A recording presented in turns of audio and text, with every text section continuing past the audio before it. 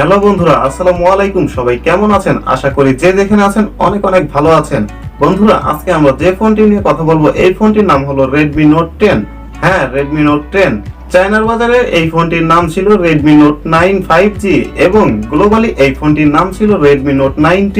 আর এই ফোনটি রিব্র্যান্ডিং হয়ে ইন্ডিয়া এবং বাংলাদেশের বাজারে আসছে Redmi Note 10 নামে। ফোনটির হাইলাইটেড বিষয় হচ্ছে এই ফোনে থাকছে MediaTek Dimensity 800U প্রসেসর এবং এছাড়াও পাচ্ছেন 5000 mAh এর ব্যাটারি আর আরো পাচ্ছেন 48 মেগাপিক্সেলের ক্যামেরা। তো সব মিলিয়ে এই ফোনটি কেমন হবে আর এই ফোনটি ইন্ডিয়া এবং বাংলাদেশের বাজারে কবে লঞ্চ হবে আর লঞ্চ হলেও এই প্রাইস বা কত হতে পারে, এই সবগুলো প্রশ্নের উত্তর থাকছে আজকের ভিডিওতে এবং এছাড়াও জানাবো আমার ব্যক্তিগত মতামত। অর্থাৎ সব মিলিয়ে এই ফোনটি আপনাদের জন্য কেমন হবে, ফোনটি কি ভ্যালু ফর মানি হবে না এর থেকে অন্য কোনো বেটার অপশন থাকছে আপনাদের জন্য। তো চলুন বন্ধুরা, বেশি কথা না বাড়িয়ে শুরু করা যাক আজকের ভিডিও। এবং আপনারা দেখছেন আমার স্বপ্নের টিউব আর সব সময়ের মতন সাথে রয়েছি আমি সাইফুল।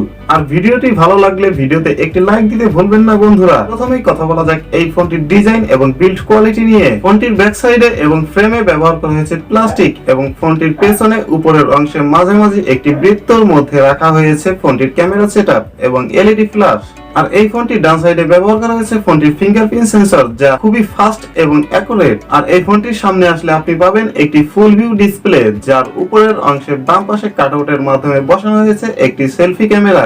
ফোনটির বাম সাইডে থাকছে ফিঙ্গারপ্রিন্ট সেন্সর এবং ভলিউম আপ ডাউন বাটন এবং বাম সাইডে থাকছে ফোনটির সিম কার্ড স্লট এবং মাইক্রো এসডি কার্ড স্লট। আর ফোনটির নিচের দিকে ব্যবহার করা হয়েছে 3.5 millimetre headphone Jack, microphone, speaker এবং টাইপ সি স্লট। আর ফোনটির উপরের দিকে ব্যবহার করা হয়েছে আয়ার ব্লাস্টার, নয়েজ ক্যান্সেলিং মাইক এবং স্পিকার। হ্যাঁ বন্ধুরা, এই ফোনে দুইটি স্পিকার ব্যবহার করা হয়েছে, যা এই ফোনটির অবশ্যই একটি ভালো দিক। ফোনটির থিকনেস করা হয়েছে 9.2 মিলিমিটার। আর এই ফোনটিতে আরো একটি ফিচার থাকছে ওয়াটার রিপ্লেন্ট কোচিং, যা এই ফোনটাকে পানির ছিটেফোঁটা থেকে রক্ষা করবে। তো সব মিলিয়ে এই ফোনটির ডিজাইন এবং বিল্ড কোয়ালিটি আমার কাছে খুব ভালোই লেগেছে এবং আপনাদের কাছে কেমন লেগেছে কমেন্টে জানাতে ভুলবেন না।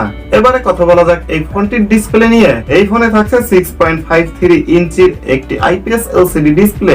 এটি একটি ফুল এইচডি প্লাস ডিসপ্লে, যার রেজুলেশন হচ্ছে 1080x2400 পিক্সেল। আর আরো থাকছে 395 পিপিআই ডেনসিটি আর এছাড়াও থাকছে 450 নিটস ব্রাইটনেস। আর এই display screen to body ratio হচ্ছে 83.6%। আর Redmi Note 10 এই ফোনটির ডিসপ্লেকে প্রোটেকশন করছে কর্নিং গরিলা গ্লাস 5। ফোনটির ডিসপ্লে যেহেতু ফুল এইচডি প্লাস আর এর পিপিআই ডেনসিটি যেহেতু ভালো, সেহেতু এই ফোনটিতে যে কোনো কন্টেন্ট দেখতে অনেকটাই স্বচ্ছ এবং পরিষ্কার লাগবে। দিনের বেলাও এই ফোনটি আপনি খুব সুন্দরভাবে ব্যবহার করতে পারবেন কোনো রকম সমস্যা ছাড়াই। এবারে কথা বলা যাক ফোনটির সফটওয়্যার এবং পারফরম্যান্স নিয়ে। ফোনটিতে রান করছে Android 10, যার ব্যাকএন্ডে থাকবে MIUI 12। তবে এই ফোনটি যখন ইন্ডিয়ায় এবং বাংলাদেশে লঞ্চ করা হবে তখন এই ফোনটিতে Android 11 থাকতে পারে। আর আমি আগেই বলেছি এই ফোনটিতে চিপসেট হিসেবে ব্যবহার করা হয়েছে MediaTek Dimensity 800U 5G, যা 7 ন্যানোমিটার আর্কিটেকচারে তৈরি একটি অক্টাকোর প্রসেসর। আর এছাড়াও ফোনটিতে জিপিইউ হিসেবে থাকছে Mali G57MC3। যেহেতু এই প্রসেসরটি 7 ন্যানোমিটার আর্কিটেকচারে তৈরি করা, সেহেতু এই ফোনটিতে আপনি যে কোনো হাই লেভেলের গেমস গুলো ইজিলি খেলতে পারবেন। আর এছাড়াও টাচ স্ক্রিন বা রেগুলার কাজগুলো আপনি খুব সহজেই করতে পারবেন। আর ফোনটি থেকে চার্জ ব্যাকআপ ভালোই পাওয়া যাবে। ফোনটি সাধারণত দুইটি ভেরিয়েন্টে পাওয়া যাবে, যার প্রথমটি হলো 6GB RAM এবং 128GB ROM এবং অন্যটি হলো 8GB ROM এবং 128GB ROM এবং যার রিড এন্ড রাইট স্পিড হচ্ছে UFS 2.2। এবারে কথা বলা যাক ফোনটির ক্যামেরা নিয়ে। এই ফোনের ব্যাক সাইডে থাকছে ট্রিপল ক্যামেরা সেটআপ, যার মেইন সেন্সর হিসেবে থাকছে 48 মেগাপিক্সেলের একটি ওয়াইড সেন্সর। আর এছাড়াও থাকছে 8 মেগাপিক্সেলের আলট্রা ওয়াইড এবং 2 মেগাপিক্সেলের ম্যাক্রো সেন্সর। আর ফোনটির ব্যাক ক্যামেরার ফিচার হিসেবে থাকছে HDR এলইডি ফ্ল্যাশ এবং প্যানোরামা। আর ফোনটির ব্যাক ক্যামেরা দিয়ে ভিডিও শুট করা যাবে সর্বোচ্চ 4K তে 30 fps এ। তবে আপনি 1080p তে শুট করতে পারবেন 60 fps এ। আর ফোনটির সামনে আসলে আপনি পাবেন একটি 13 মেগাপিক্সেলের সেলফি ক্যামেরা, যার ভিডিও রেজুলেশন হচ্ছে 1080x30 fps পর্যন্ত। তবে এই ফোনটির ক্যামেরা আরেকটু ভালো করা যেত। 48 মেগাপিক্সেলের পরিবর্তে এখানে 64 মেগাপিক্সেল ব্যবহার করলে অনেকটাই ভালো হতো। তবে আপনারা কি বলেন?